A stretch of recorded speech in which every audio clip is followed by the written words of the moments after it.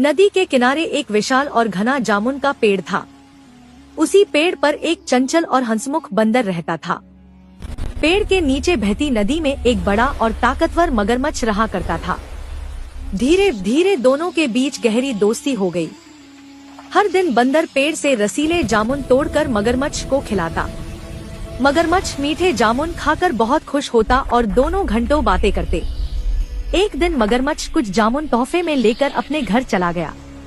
उसकी पत्नी ने जामुन चखे तो वह भी उनकी मिठास की दीवानी हो गई।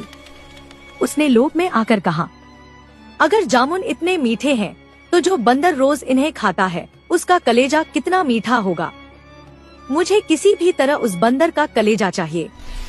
पत्नी की बात सुनकर मगरमच्छ दुविधा में पड़ गया, लेकिन उसके दबाव में आकर अगली सुबह वह बंदर के पास पहुंचा और बोला, बंदर भाई, तुम्हारी भाभी तुम्हें बहुत याद कर रही है। कल रात मैंने हमारी दोस्ती के बारे में बताया तो उसने तुम्हें अपने घर बुलाने की जिद की है। चलो आज मेरे साथ नदी पार चलो। बंदर बिना शक किए मगरमच्छ की पीठ पर बैठ गया। जब वे नदी के बीच पहुँचे तो मगरमच्छ का मन और नहीं मान पाया। उसने सच्चाई उगल दी, भाई बात यह है कि मेरी पत्नी तुम्हारा कलेजा खाना चाहती है, इसलिए मैं तुम्हें अपने साथ ले जा रहा हूँ। बंदर यह सुनकर सहम तो गया, पर उसने हिम्मत नहीं हारी।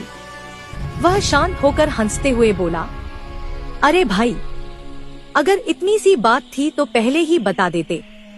मेरा कलेजा तो मैं पेड़ पर ही छोड़ आया हूँ। तुम मुझे वापस किनारे ले चलो, मैं अभी लेकर आता हूँ। मगरमच्छ उसकी बातों में आ गया और तुरंत वापस मुड़ गया।